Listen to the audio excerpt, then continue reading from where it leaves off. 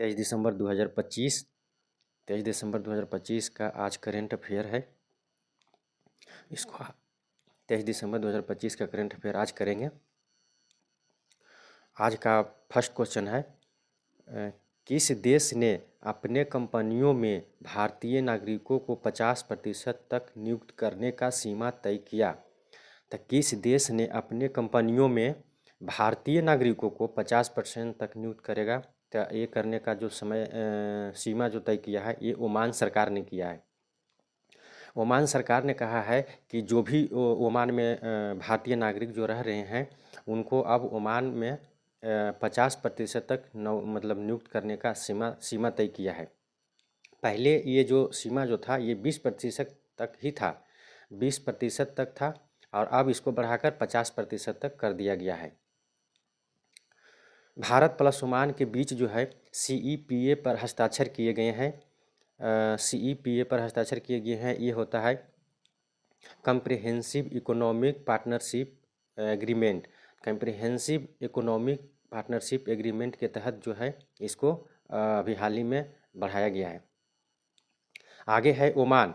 Oman है तो Oman का राजधानी जो है ये कहाँ है? तो ये मस्कट हो जाएगा। ओमान का राजधानी जो है ये कहाँ हो जाएगा? ये मस्कट हो जाएगा।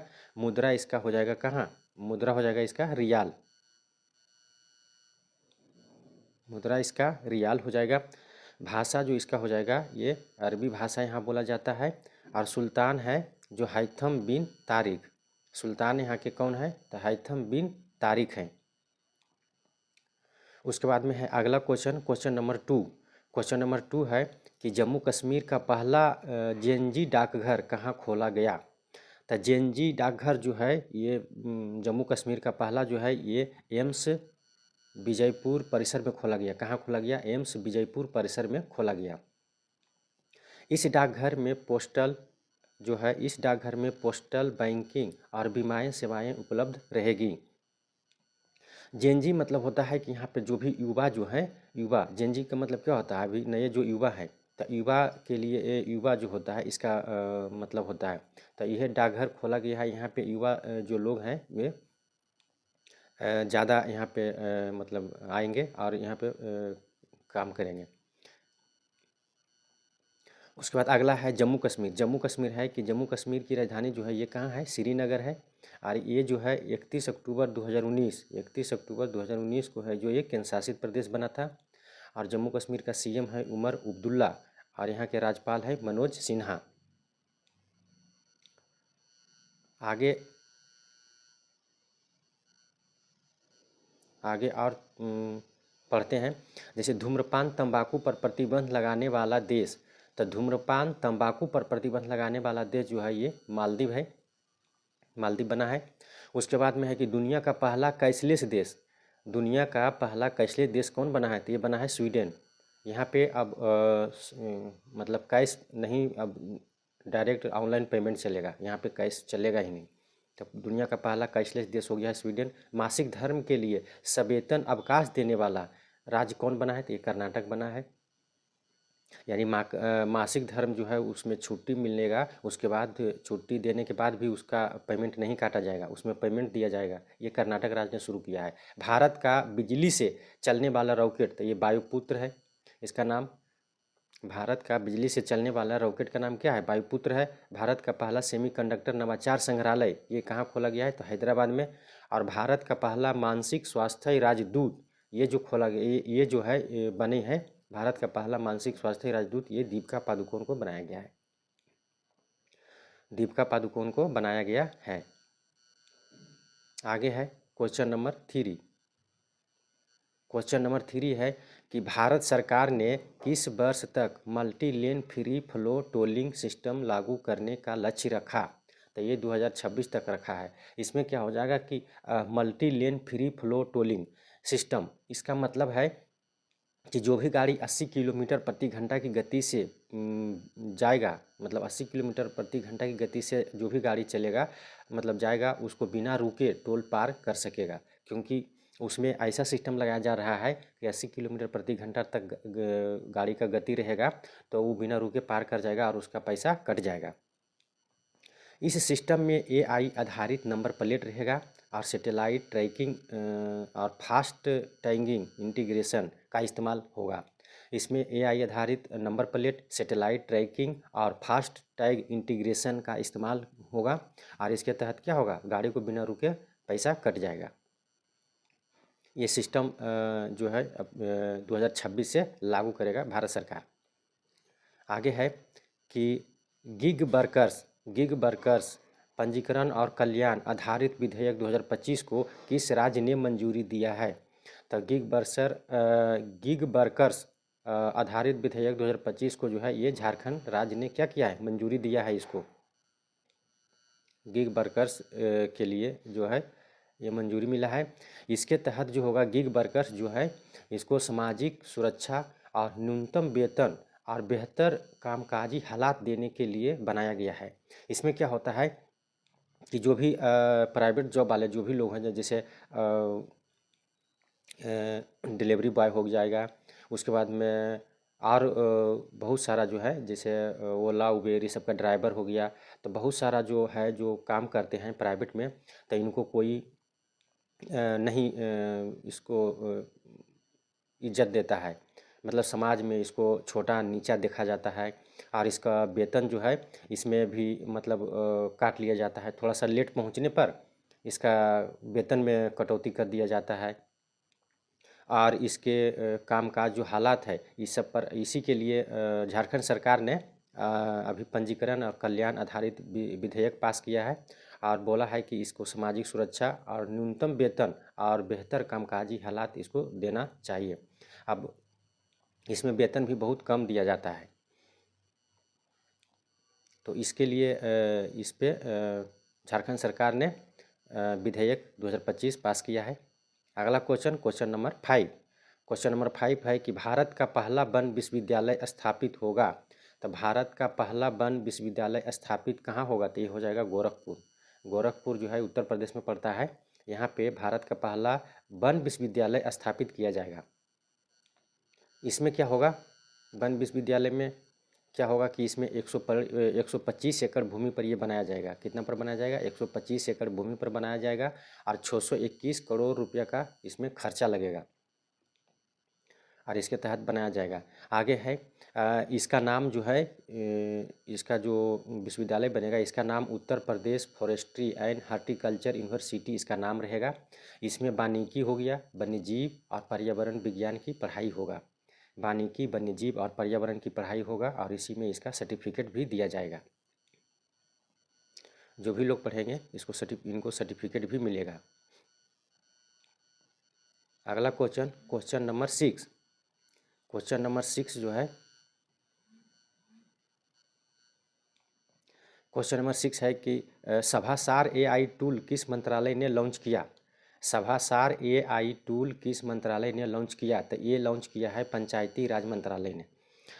पंचायती राज मंत्रालय ने लॉन्च किया है। इसमें ऑडियो और वीडियो से इसमें जो है ऑडियो और वीडियो से मीटिंग का रिकॉर्ड कर सकते हैं। इसमें क्या होता है, सभासार एआई टूल का मतलब है कि इसमें जैसे ग्राम पंचायत में जो भी मीटिंग होता है तो उसमें उसका जो है वो ऑडियो और वीडियो मीटिंग का रिकॉर्ड आप कर सकते हैं और उसको ऑनलाइन में उसको दिखा सकते हैं। इसलिए इसको सभासार एआई टूल इसको बोला गया है, इसको लॉन्च किया है पंचायती राज मंत्रालय ने लॉन्च किया है। जो भी इस मीटिंग का जो भी निर्णय जो दिया जाएगा वह किस आधार पर दिया गया है, सही है या गलत है, इसको ऑडियो वीडियो कर सकते हैं। अगला आगे है इससे रिलेटेड, जैसे गूगल ने सबसे बड़ा एआई हार्डवेयर इंजीनियरिंग केंद्र कहाँ खोला है? तो ये खोला है ताइवान में। गूगल ने सबसे बड़ा एआई हार्डवेयर इंजीनियरिंग केंद्र ताइवान में खोला है। मालगाड़ियों की सुरक्षा के लिए भारतीय रेलवे ने एआई आधारित प्रणाली शुरू किया है। तो इसका नाम क्या है? तो इसका नाम है दृष्टि पोर्टल। इसका नाम क्या है? दृष्टि पोर्टल। भारत के सभी स्कूलों में एआई का इस्तेमाल होगा।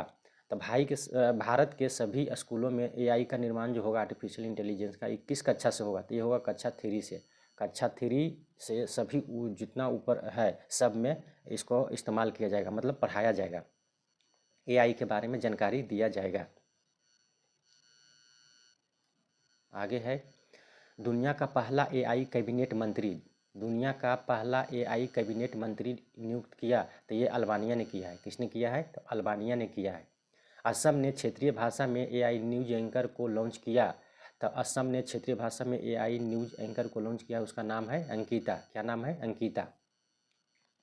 अगला है अल्जाइमर रोग के उपचार के लिए किसने नैनोकण आधारित नया मार्ग विकसित किया?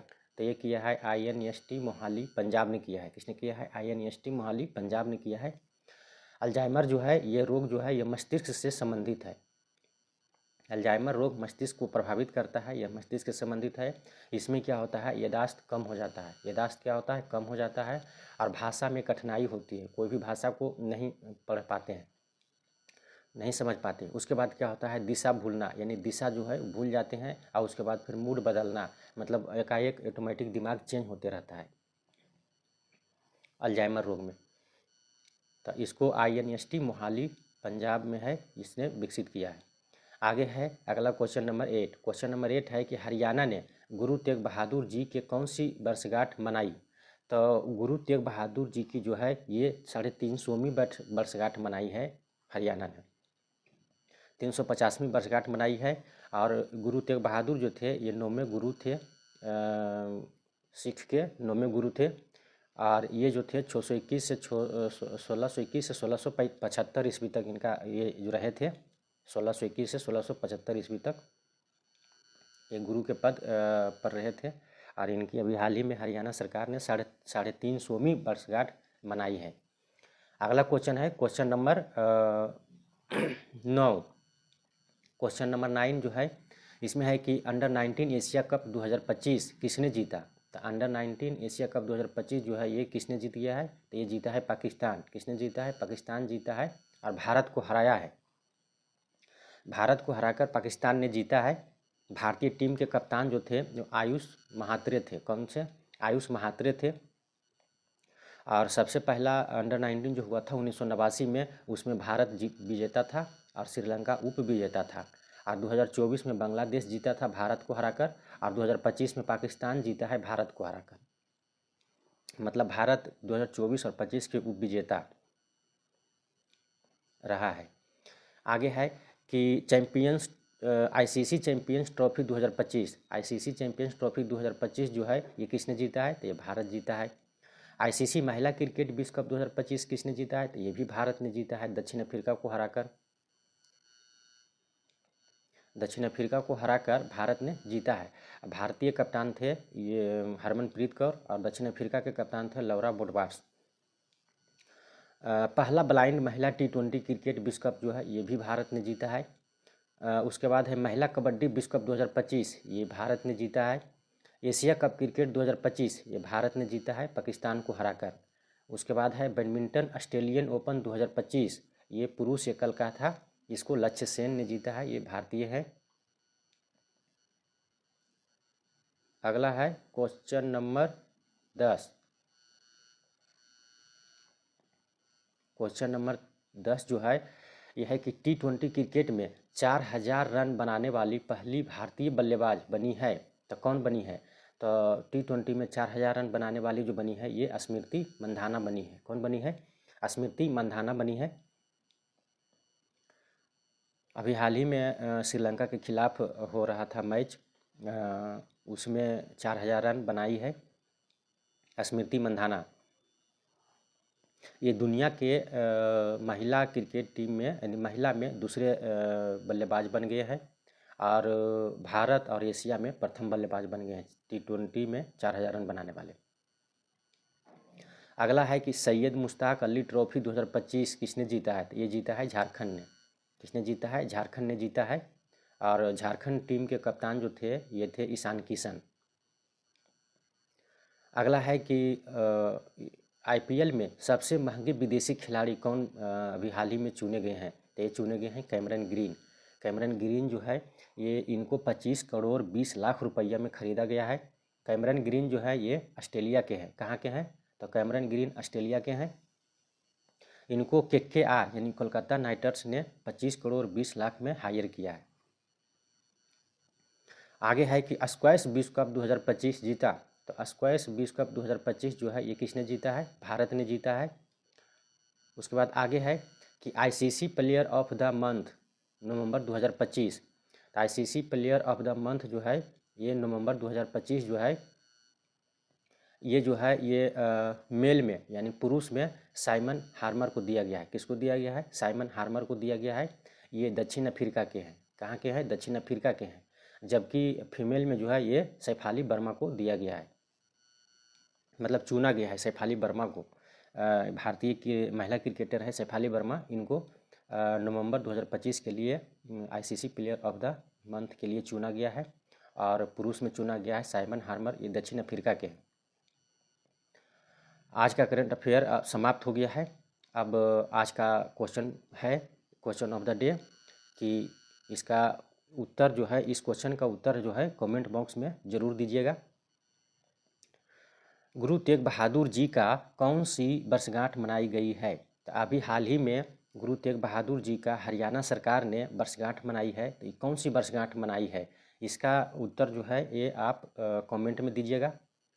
और आप लोग व्हाट्सएप हो गया, टेलीग्राम हो गया, इंस्टाग्राम हो गया, इस सब पर शेयर कीजिए और सब्सक्राइब और लाइक कीजिए ज़्यादा से ज़्यादा, ताकि हम और वीडियो आप लोगों के लिए बना सकें। मोटिवेट हमको मिलता है लाइक सब्सक्राइब करने से, इसलिए लाइक सब्सक्राइब कीजिए। जय हिंद, जय भारत।